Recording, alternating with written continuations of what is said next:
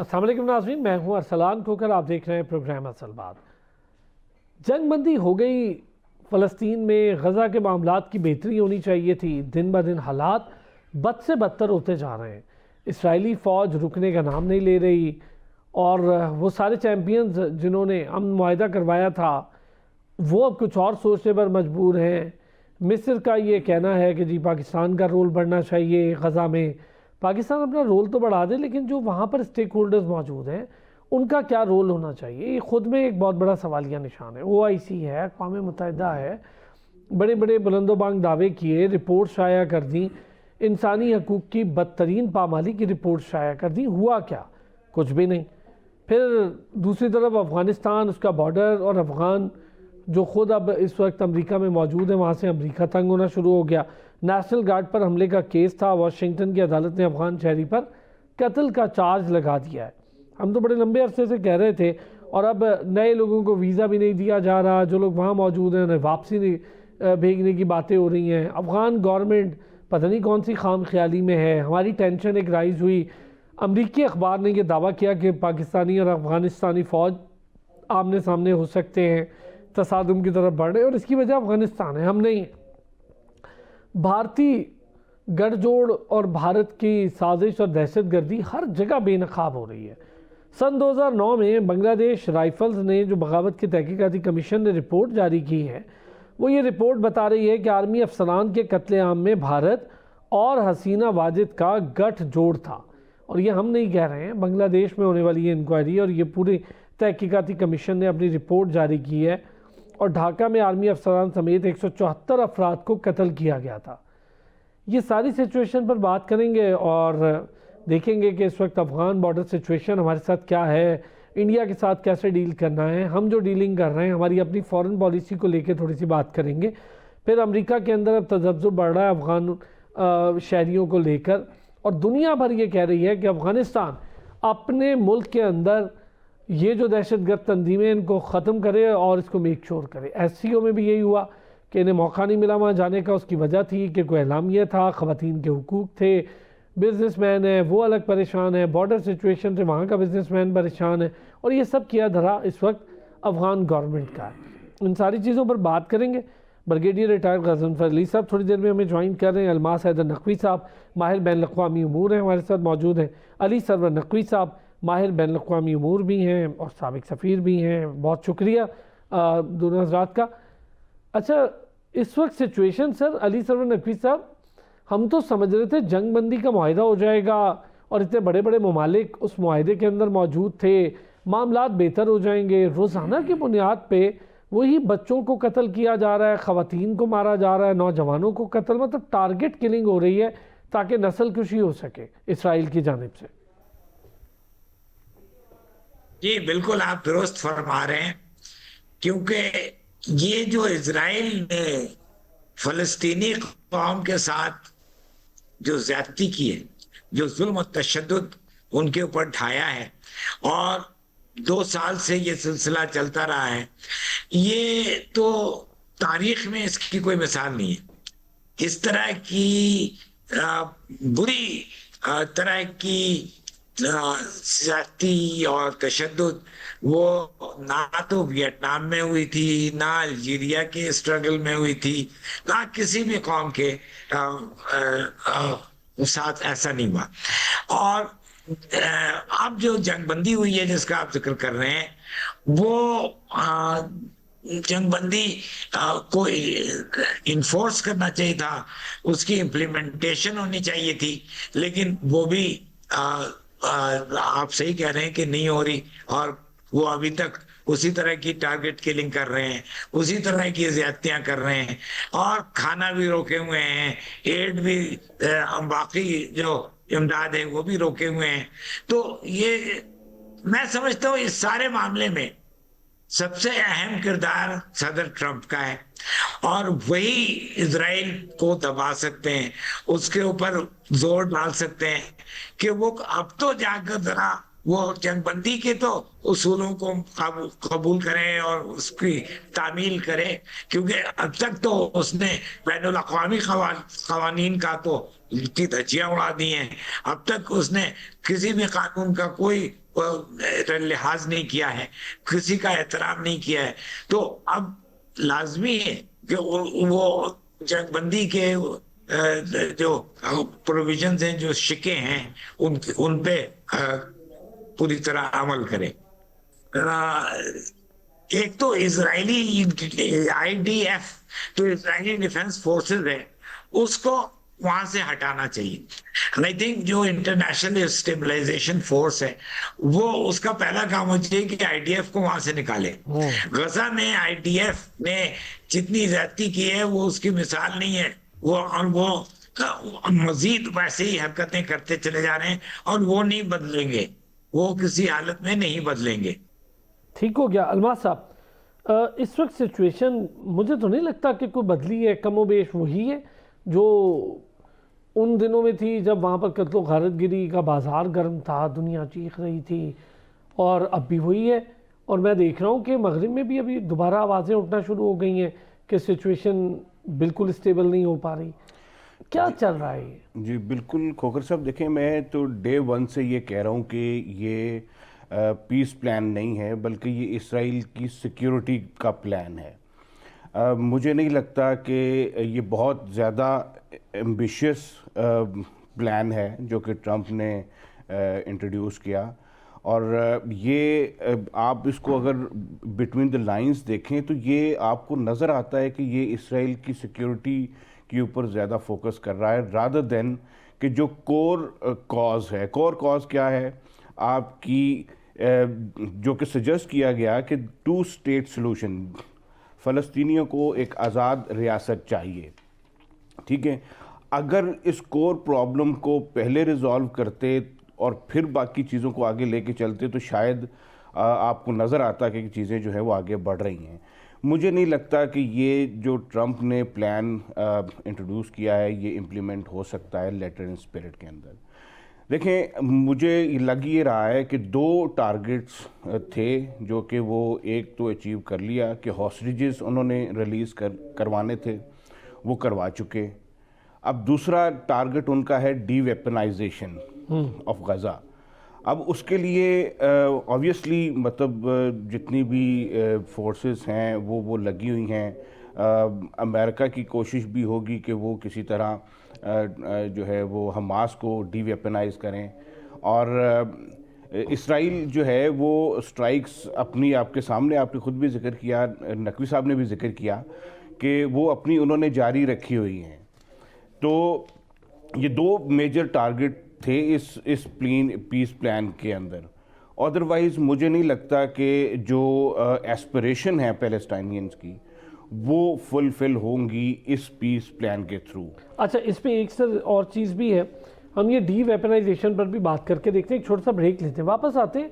काबिल अमल कैसे है कि एक के हथियार छीन लिए जाएँ, दूसरा हथियार उठाए रखे मारता रहे, ये काबिल अमल कैसे होगा? अच्छा, क्या मुआहदे जो हुए पीस प्रोसेस में, जो लोग रहे या जो ममालिक रहे, उन्होंने मेक श्योर किया था, इन सारी चीज़ों को किया था, तो उसके गारंटर्स और ये सारे क्यों अब इस पर बात नहीं कर रहे? ब्रेक से वापस आते हैं, इस पर बात करें और फिर खुश आमदीद करेंगे। कैसे डी वेपनाइज करने वाले मामले को स्टेबल किया जा सकता है अलमास साहब, जबकि एक पार्टी मानने को ही तैयार नहीं है, उसके पास हथियार हैं, वो मारते चली जा रही है, दूसरी पार्टी जिसके पास पता नहीं हथियार हैं नहीं है क्या है, उसको आप दबाए जा रहे हैं वो डी वेपनाइज हो जाए, और एक जो है वो अपने हथियारों से मिसमार करना शुरू कर दे, कत्ल। अभी हालिया लहर में भी गुज़िश्ता की बात करूं तो 2 दिन, 1 दिन भी नहीं गुजरा, 2 फ़लस्तीनी शहरियों का कत्ल हुआ, और नाम नेहाद एक येलो लाइन, उसके पीछे के सारे घर मिसमार किए चले जा रहे हैं फ़लस्तीनियों के। देखिए, मैं इसलिए कह रहा हूँ कि ये नाकाबिल अमल है कि आपकी जो मेजर वहाँ पे वॉरिंग फैक्शन है उसको आप डीवेपनाइज कर रहे हैं, और बाकी पीछे तो मतलब पूरा कंट्रोल उसके पास चला जाएगा।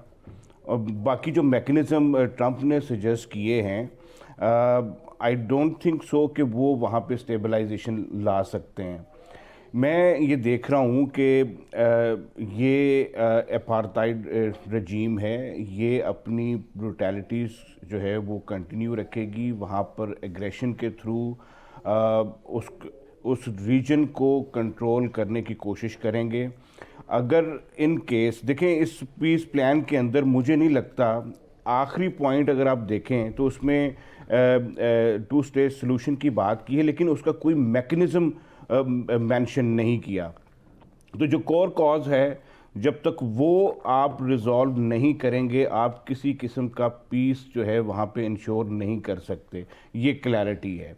बाकी जो कोशिश है वो इस प्लान के थ्रू, जो कि रीजनल फ्रेमवर्क्स बने हैं और जो इंटरनेशनल जो प्रेशर बिल्ड हो रहे हैं और जो फोर्स यूज़ हो रही है, उसका वाहिद मकसद ये है कि गज़ा को जो है बकौल उनके के डीवेपनाइज किया जाए, हमास को बिल्कुल जो है वो निहत्ता कर दिया जाए, फिर उनका राज होगा इस पूरे रीजन के अंदर, और कंट्रोल जो है वो इसराइली इस रीजन को कंट्रोल करेंगे। अली सरवर साहब, यही चीज़ डी वेपनाइज करना कैसा मैकेनिज्म है ये? और फिर सऊदी अरब ने भी बड़ा वाज़े मौक़िफ़ लिया है कि अब्राहम अकॉर्ड और इसको हम मुस्तरद करें जब तक मामला ठीक नहीं होते, बाकी ममालिक भी। लेकिन जिन ममालिक ने काविश करके एक पीस ट्रीटी की तरफ लेकर गए थे, जंगबंदी करवाई थी, उसके बाद ये डी वेपनाइजेशन वाला और बाकी पॉइंटर्स पे जो वहाँ की बहाली है गज़ा, उनकी आवाम की मईशत, उनकी दुनिया में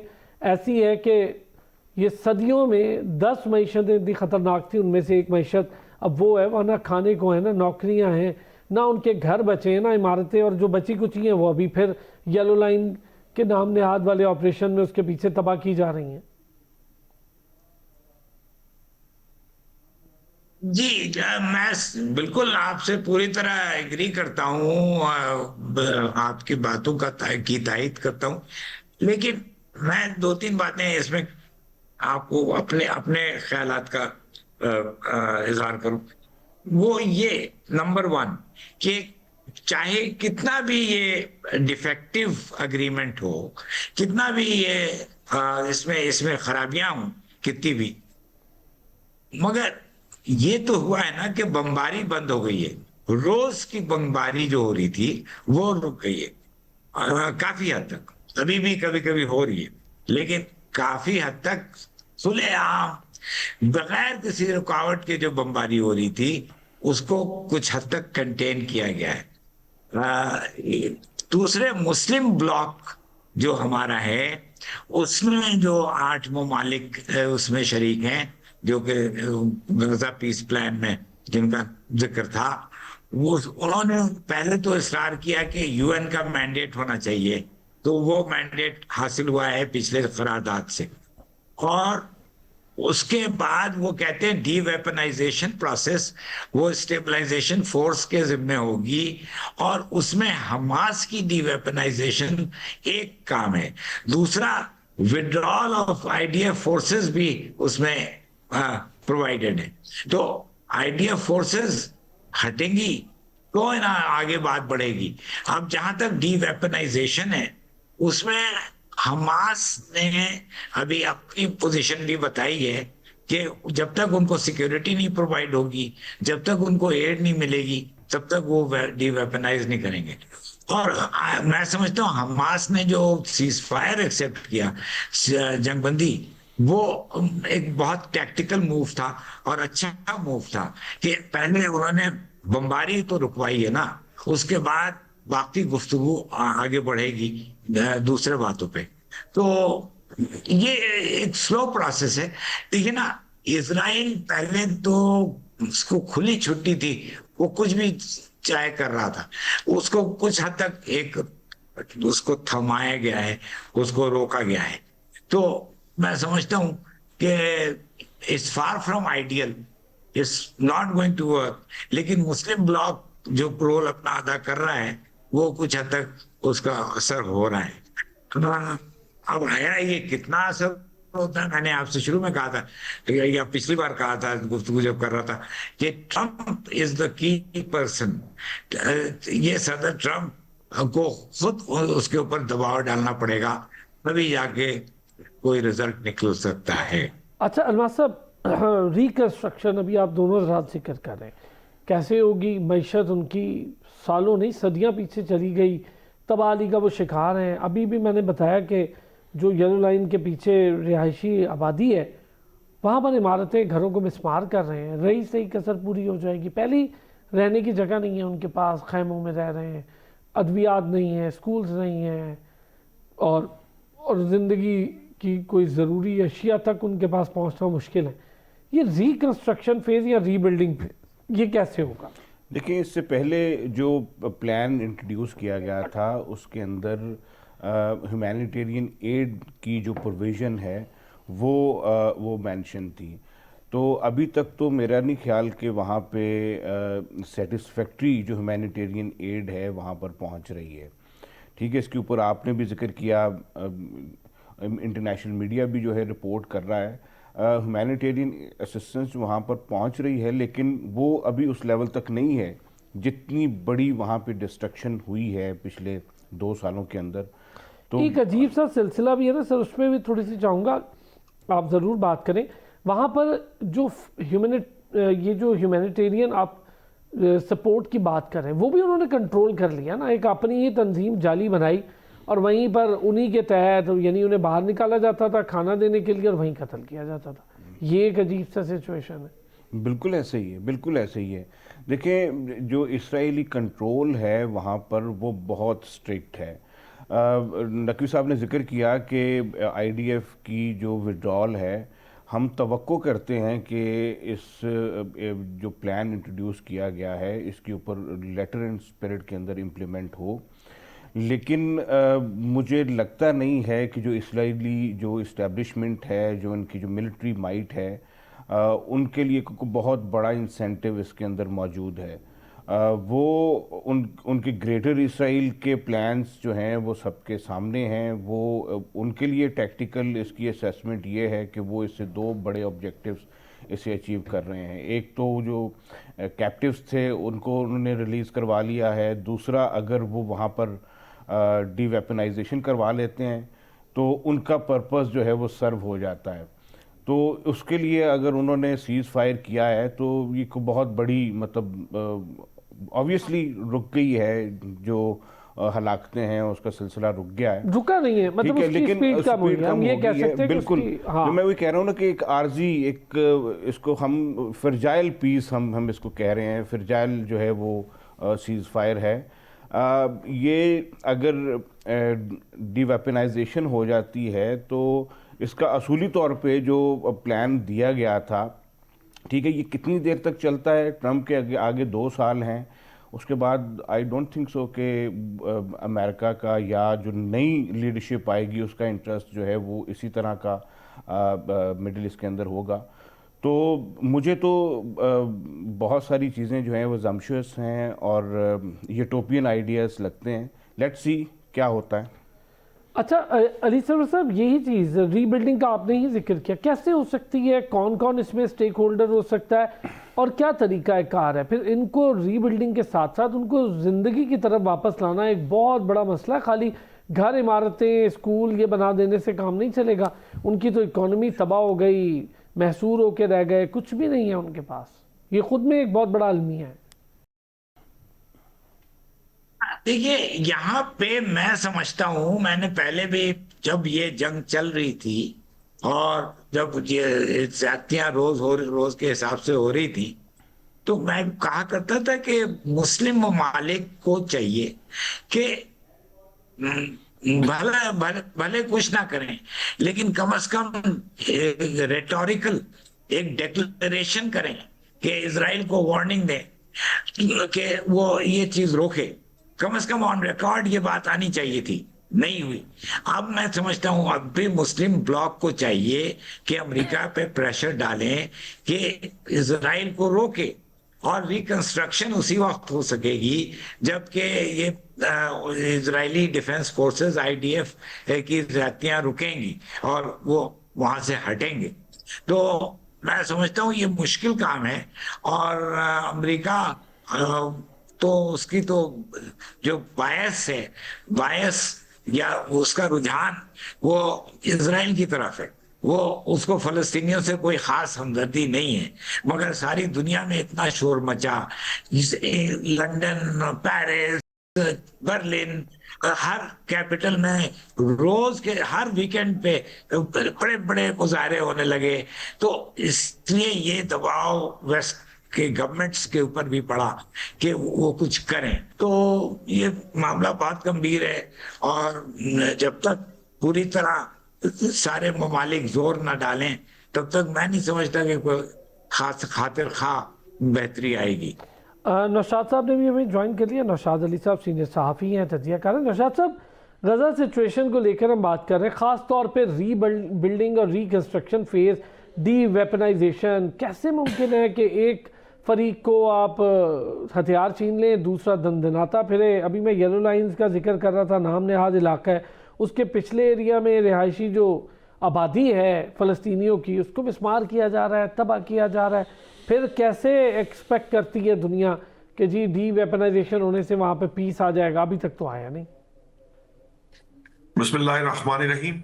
यकीनन ये जो एक डिस्क्रिमिनेशन है ये तो बहुत वाजे है, ये कोई आज की बात नहीं है। हम सब जानते हैं कि जो यूरोपियंस हैं या अमरीकी हैं, वो एक उनका टिल्ट जो है वो इसराइल की तरफ मौजूद है, और उसकी बहुत सी वजूहात भी हैं जो जो उनके आपस में कनेक्शंस हैं या जिस तरह से वो एक दूसरे को सपोर्ट करते हैं। ये किसी से ढकी छुपी बात नहीं है। आपने देखा है कि अगरचे के जंगबंदी हुई है, अगरचे के मुस्लिम ममालिक ने इसके ऊपर जो एफर्ट्स पुट की, उसके बाद ये जंगबंदी हो तो गई, लेकिन इस जंगबंदी को जिस धौंस धांधली के साथ यूएस ने बैक करके करवाया है वो किसी से ढकी छुपी बात नहीं है। आज भी जब इसराइल जो है वो जो जो कुछ कर रहा है, अभी यूएन के जो सेक्रेटरी जनरल हैं उन्होंने जो स्टेटमेंट दिया कि ये गजा के अंदर जो कुछ कर रहा है इसराइल, इसको उससे रोका जाना चाहिए। लेकिन अब बदकिस्मती ये है कि दो बड़े इंपॉर्टेंट एस्पेक्ट हैं असलान। सबसे पहला मसला ये है कि देखिए, एक है दुश्मन जिसने जो जो जिसे कहते हैं ना मुत्तहिद है, और वो लॉबी जो है वो बहुत स्ट्रांग है हर तरह से, और दूसरी साइड वो है जिसके अपने इख्तलाफात खत्म नहीं होते, उनके लिए उनकी अपनी जो ओआईसी है या जो उनके अपने प्लेटफॉर्म्स हैं वो इतने स्ट्रांग नहीं है। कहीं पर अगर वो डील करने की पोजीशन में हैं भी तो वो इंडिविजुअल डील करते हैं, ऐसा जिसे कह लीजिए कि एक उम्मत की तरह डील नहीं करते। तो अल्टीमेटली जो आपका नफाक है वो उनके फेवर में है और उनका अपना इत्तफाक भी उनकी फेवर में है।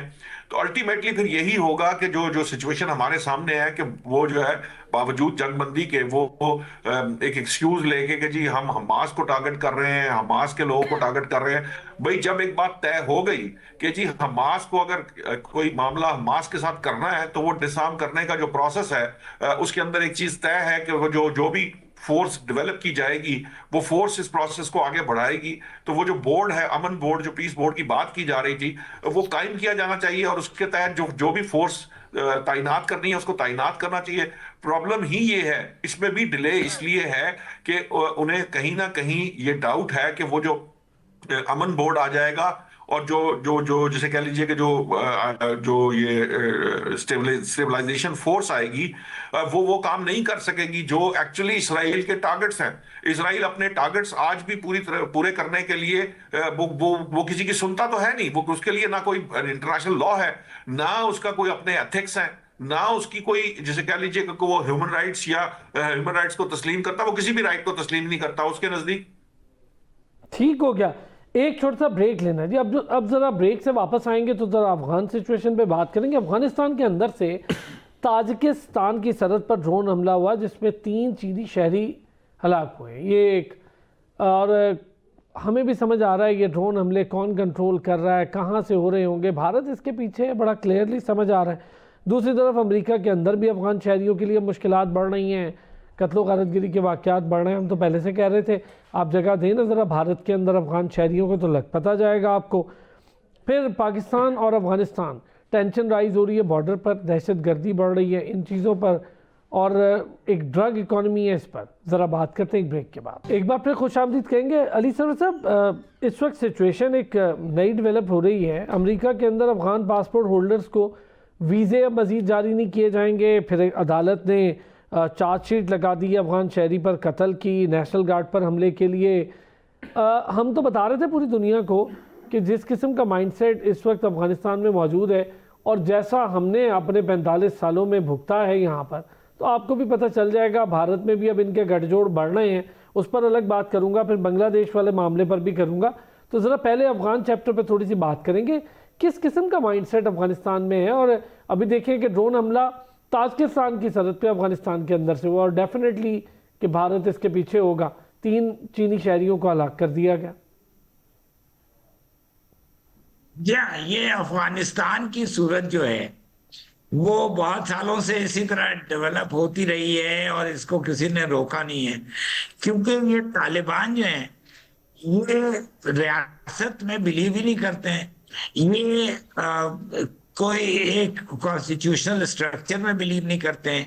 ये लोग तो जंगजू हैं, दहशतगर्दी करते हैं और बैठ गए हैं जाके काबुल में। तो मैंने कई जगह कहा और गवर्नमेंट की पॉलिसी बहुत सी चीजों में गलत है, लेकिन इस मामले में मैं उसकी तायीद करता हूँ। वो क्या, ये 3 pronged अप्रोच है, 3 रुखी और 3 रुख के जो पॉलिसी डायरेक्शन हैं। एक कि हमने अफगान तालिबान को रिकग्नाइज नहीं किया, हमने 94 में उनको फौरन रिकग्नाइज कर लिया था, वो गलती की थी।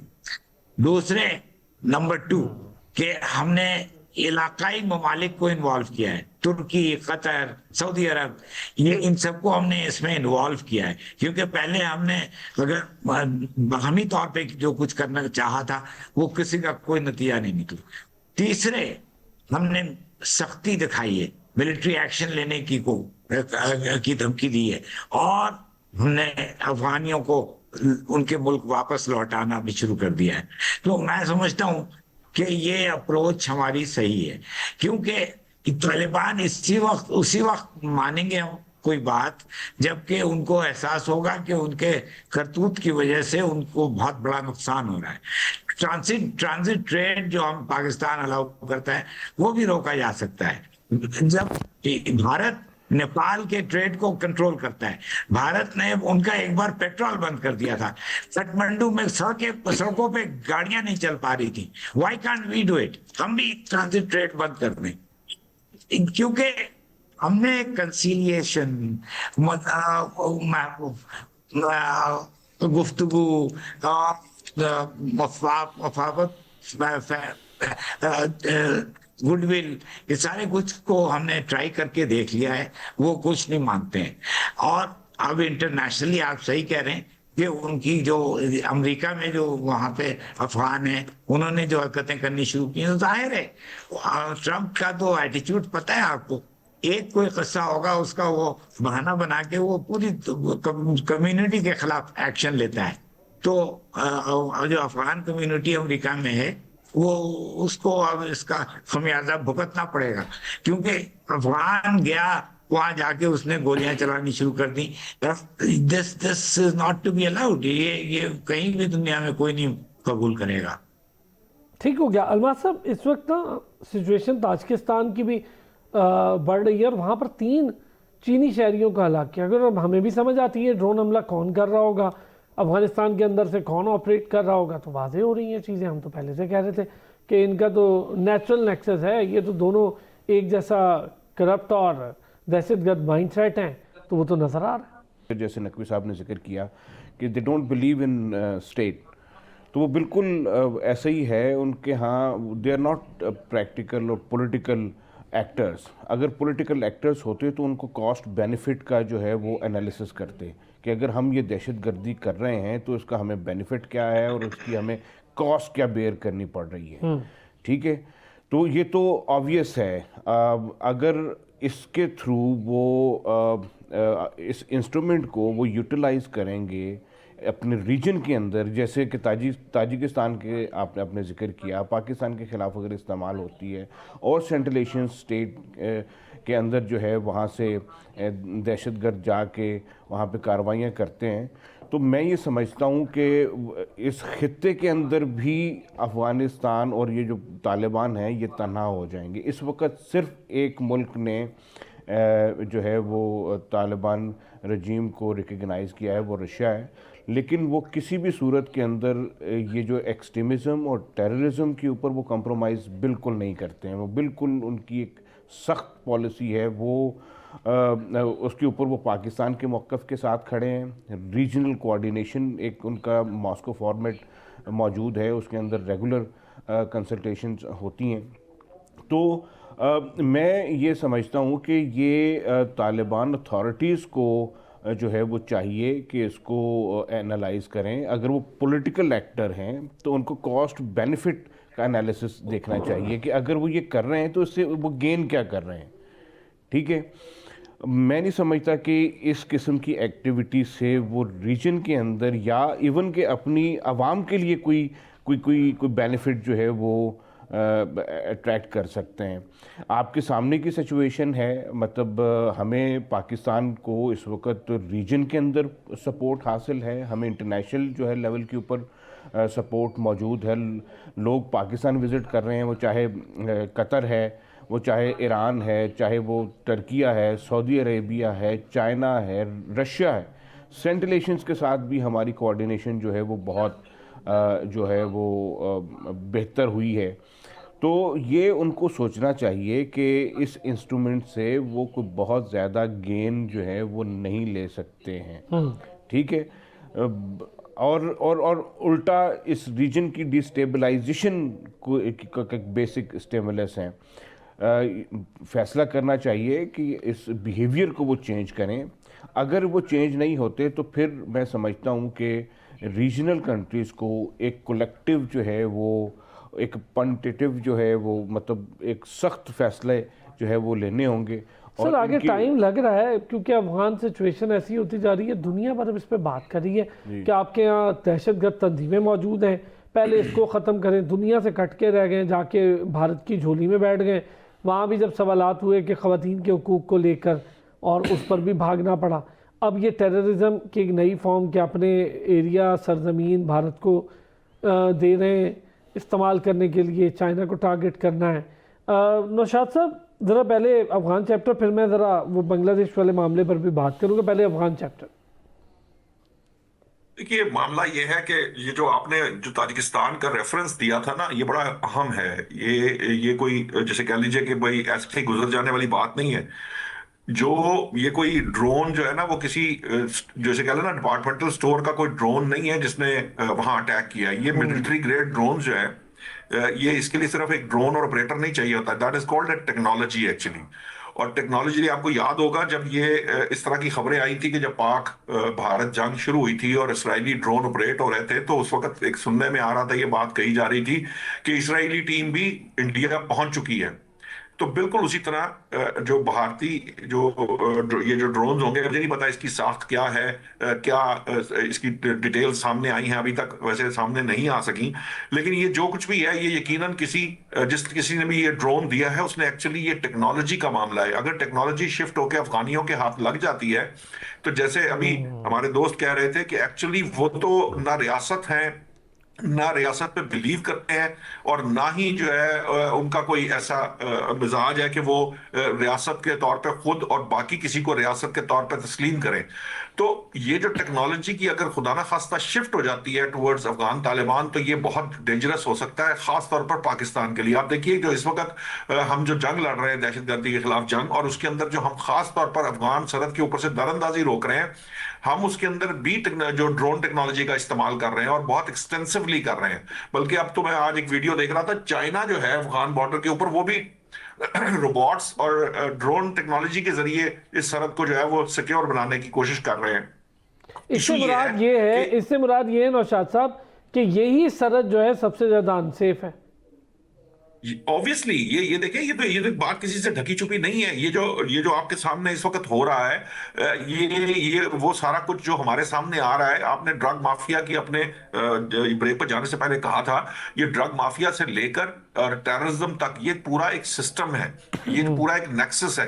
ये जो इजी मनी आता है और वो उसका बहुत एक लार्ज पोर्शन टेररिज्म के लिए जाता है। ये इसीलिए मुमकिन हो पाता है कि ये जो आपके पास सरहद मौजूद है, उस दिन DGISPR ये बता रहे थे कि ये बहुत जिसे कह लीजिए कि मुश्किल है कि वो 1-2 किलोमीटर के ऊपर जो है ना वो चेक पोस्ट या कोई किला बनाए और उसके बाद ये इंश्योर करें। ये बहुत बड़ी सरहद है, इस 2700 किलोमीटर जो है उनको सिक्योर करना आसान नहीं है। और खास तौर पर ये और भी ज्यादा इसलिए मुश्किल हो जाता है पाकिस्तान के लिए कि एक साइड जो है वो तो तैयार ही नहीं है। दुनिया भर में जो सरहदें हैं की जो हिफाजत है या उनको उनके ऊपर जो मॉनिटरिंग हो रही होती है वो दोनों तरफ के लोग मिलकर कर रहे होते हैं। तो अफगान तालिबान तो चाहते ही नहीं है, वो तो फेंस लगती है तो वो उसको उसको खेड़ देते हैं, वो उखाड़ के अपना रास्ता बना लेते हैं। तो बेसिकली ये जो इस वक्त प्रॉब्लम है ये इसी वजह से है कि अफगानी जो है उनका सर्वाइवल इसमें है कि उन्हें डॉलर मिलते रहे। और वो जिस तरह से ये अभी बात की थी कि वो कोई एक जनरेशन या दो जनरेशन की अब बात नहीं है, उनकी तो कई जनरेशन ने जब आंख खोली है तो उनके पास सिर्फ और सिर्फ उन्होंने देखा यही है कि हमने किसी को सर्व करना है और उस सर्व करने के अगेंस्ट हमने डॉलर कमाने हैं। और इस तरह के जो कोई हम अपना सा कानून या अपनी शरीयत कहीं नाफिज करना चाहते हैं तो उसके जरिए मिल रहा है। एक्चुअल उनका जो अर्निंग का सोर्स है, जो सोल सोर्स है, वो यही एक मेंटालिटी और एक जो सही बात है सर, सोर्स ऑफ उनका यही है। या तो ड्रग इकोनॉमी पे बेस करें, ड्रग इकोनॉमी डायरेक्टली रिलेट है वेपन से और टेररिज्म से। अच्छा नौशाद साहब, पहले चाहूँगा ज़रा आप इस पर कमेंट कर दें। रिपोर्ट जो सन 2009 में बांग्लादेश राइफल्स की बगावत की तहकीकाती कमीशन ने रिपोर्ट जारी की, हम तो बड़े पुराने बोल रहे थे कि भारत कमज़ोर करना चाहता था, आप समझ आ रही है। अब उस रिपोर्ट में ये बताया जा रहा है कि कत्ले आम के पीछे हसीना वाजिद और भारत दोनों थे और भारत बांग्लादेश और बांग्लादेशी फ़ौज को कमज़ोर करना चाहता था। 74 अफराद कत्ल कर दिए थे सर। जी जी, बस ये तो वो 74 अफराद तो सिर्फ उसके अंदर थे ना। जब ये हमारे मुल्क को दो लख्त किया गया है तो उस वक्त जो कुछ करने की कोशिश की गई थी, आप ये देखिए कि जो शेख मुजीबुर रहमान जिसके मुजस्मे आज वहां से गिरे हैं, वो जो कुछ करना चाह रहे थे और उन्होंने जो किया इस मुल्क के साथ, उसको लोग जो है वो कहीं ना कहीं उनके अंदर समवेयर इनसाइड जो हमारे बांग्लादेशी भाई हैं, वो सब कुछ, वो तमाम एट्रोसिटीज जो हैं वो मौजूद थी। और आप देखिए कि जो जो शेख मुजीबुर रहमान और हसीना वाजिद हैं, शेख मुजीबुर रहमान कत्ल हो जाते हैं, अब बच गया तो, और फिर उसके बाद जो जो इंडिया है वो उनकी साहबजादी को आगे लाकर उसको मुसलसल चलाने की कोशिश करता है और चलाने के फिर अल्टीमेटली उसे उसे मुजालिम और जुल्म करके ही वो चला सकते थे। क्योंकि रीजन ये थी कि वहां जमात इस्लामी को अगर आप सजाए मौत नहीं देंगे उनके लोगों को, या आप जो बीएनपी जो इस वक्त वो जो जियाउर रहमान साहब की जो पार्टी थी, खालिदा जिया जिनकी चीफ थी और आजकल तारिक जिया साहब हैं उनके जो साहबजादे हैं,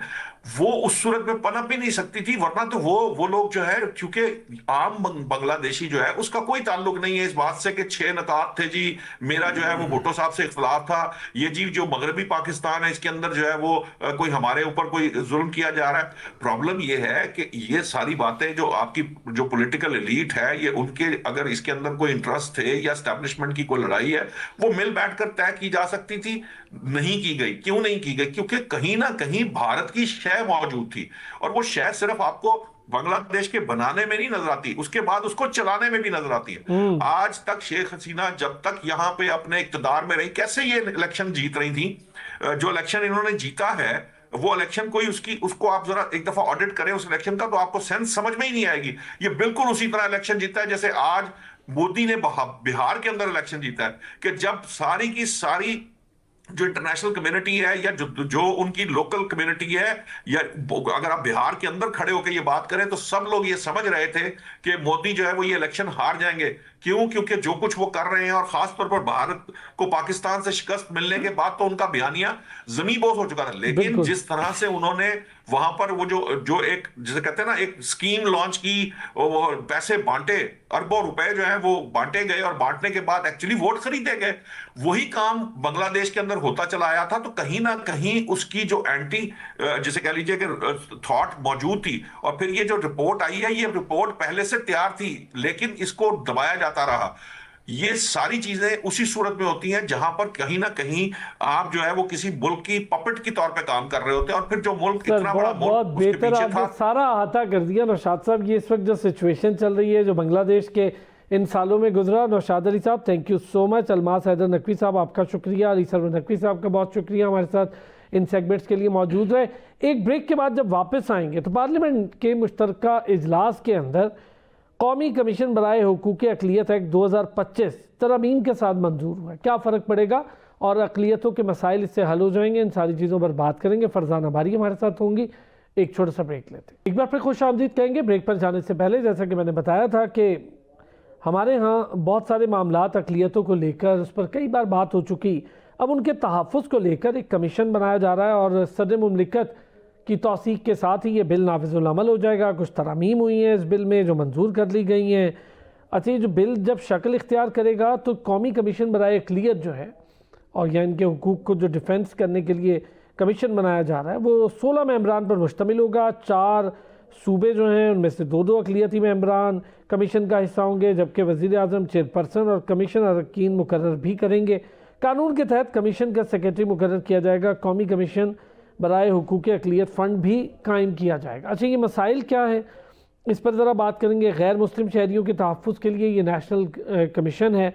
जॉइंट सेशन में ये बिल पास हुआ है। अक़लियतों की शिकायत सुनने के लिए 18 रुकनी कमीशन भी तश्कील दिया जाएगा। अब ये शिकायत सुनने के लिए भी है। इम्तियाज़ी सलूक, हुकूक की खिलाफ वर्जी, ये बहुत सारी चीज़ें हैं तो दुनिया भर में हम देखते हैं मुख्तलिफ़ हवालों से जहाँ पर अक़लियत को परेशानी होती है तो जो तरक्की याफ्ता या तरक्की पजीर ममालिक होते हैं जो अपने कवानीन पर सख्ती से अमल कराना चाहते हैं वो फिर कोई ना कोई कानून साजी करके उसमें तरमीम करके उस पर काम करते हैं। अभी क्या मसाइल हैं, किस तरह से आगे बढ़ना है, कमीशन के क़याम के बाद क्या तब्दीली आ जाएगी।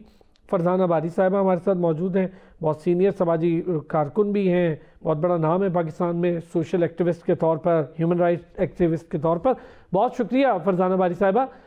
फरजाना साहिबा, एक बिल पास हुआ अक़लियतों को लेकर, तरमीम हुई कुछ चीज़ों पर, ज़रा बताएं कि ये जो कमीशन का क़याम हुआ है जिसके अंदर उन्होंने गैर मुस्लिम शहरियों के तहफ़्फ़ुज़ के लिए नेशनल कमीशन कायम करना है, फिर जो शेड्यूल्ड कास्ट हैं उसके मेंबरान भी होंगे, क्रिश्चियन बरादरी से भी होंगे, बिहाई कम्युनिटी से भी होंगे और तमाम अक़लियत की रिप्रेजेंटेशन होगी, मुसलमान भी उसमें 2 रुकन मौजूद होंगे। तो ज़रा कैसे इसकी फॉर्मेशन कैसी लग रही है आपको और क्या इससे फ़र्क पड़ जाएगा?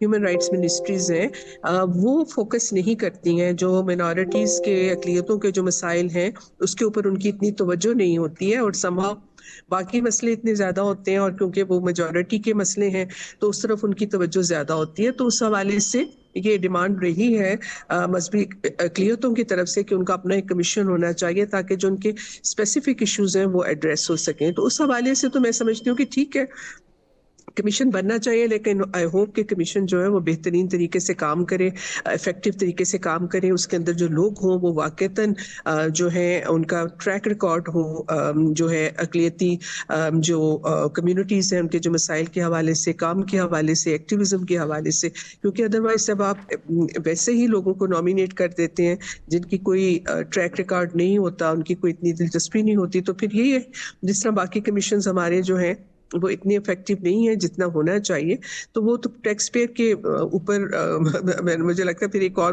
बोझ बन जाता है, एक वाइट एलिफेंट आप एक और क्रिएट कर लेते हैं।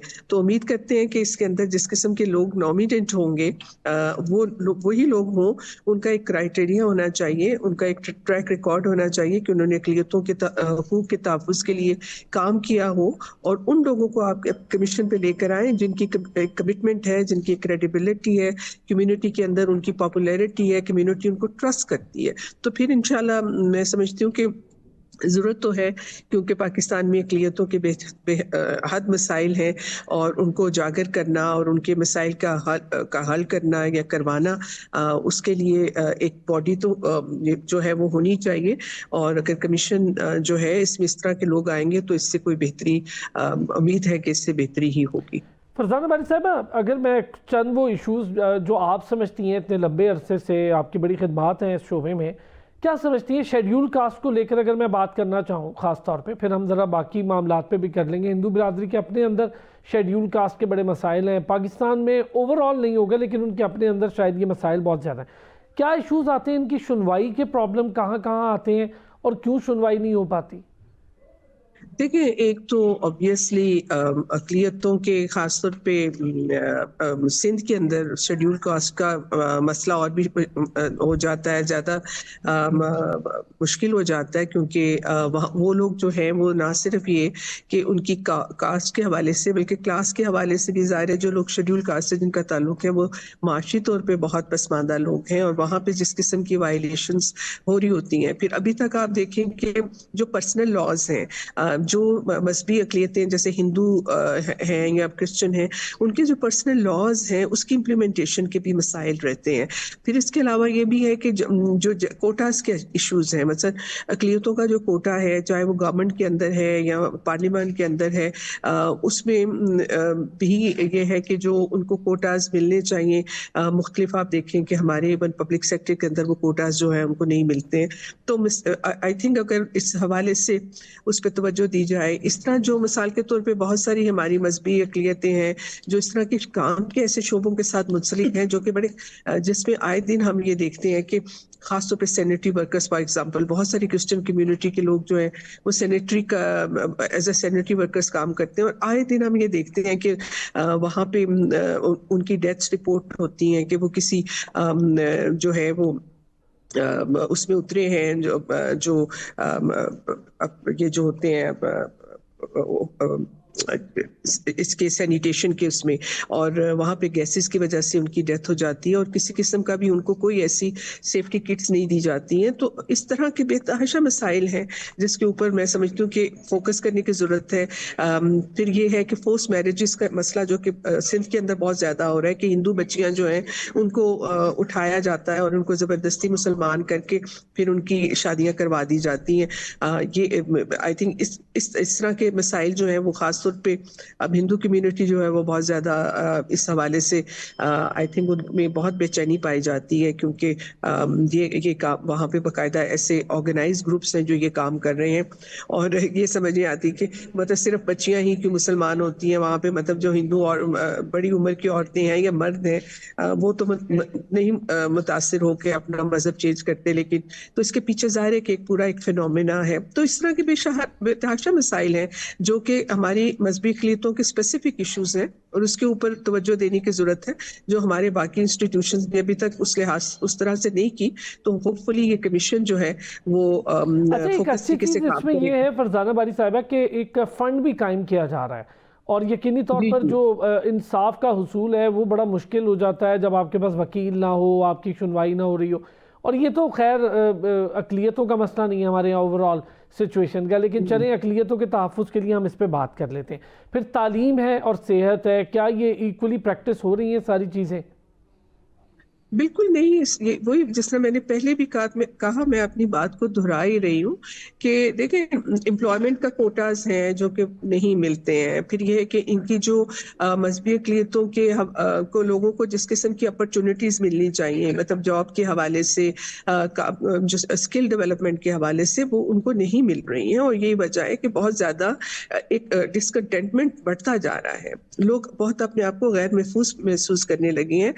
हिंदू कम्युनिटी तो आप देखें जिनका जो भी जरा भी माशी तौर पे थोड़ा बेहतर सूरत हाल में वो पाकिस्तान से निकल के जा रहे हैं। इसी तरह आप देखें कि जो बाकी मिनॉरिटीज हैं, खास तौर पे जिनको अब अहमदियों को हमने डिक्लेयर कर दिया है कि वो नॉन मुस्लिम है, उनके लिए तो इतना ज्यादा सोशली हमने चीजों को मुश्किल कर दिया कि वो अपने नाम तक छुपाते हैं कि उनकी इलेक्टोरल लिस्टों में उनके नाम अलहदा लिस्टें आपने बना दी, और लोग समझते हैं कि अगर वो आइडेंटिफाई हो जाएंगे तो उनकी जिंदगी खतरे में पड़ जाएंगी। तो ये सारी चीजें हैं जिनके ऊपर सोच प्रचार करने की जरूरत है। मैं समझती हूँ कमीशन में अगर अच्छे लोग आ जाते हैं, कमिटेड लोग आ जाते हैं, जिनका ट्रैक रिकॉर्ड है काम करने के हवाले से, जो ऑनेस्ट है, क्रेडिबल है, तो इंशाल्लाह बेहतरी होगी। अच्छा, पार्लियामेंट हो, सेनेट हो, जो रिप्रेजेंटेटिव्स हैं हमारी अक़लियतों के माइनॉरिटी कम्युनिटी से, उनका काम कैसा देखा आपने पिछले, अगर मैं 10-15 सालों में आपसे पूछना चाहूँ, आप तो इतना ज़्यादा इन सारे लोगों के साथ काम करती हैं, कोई ऐसा काम,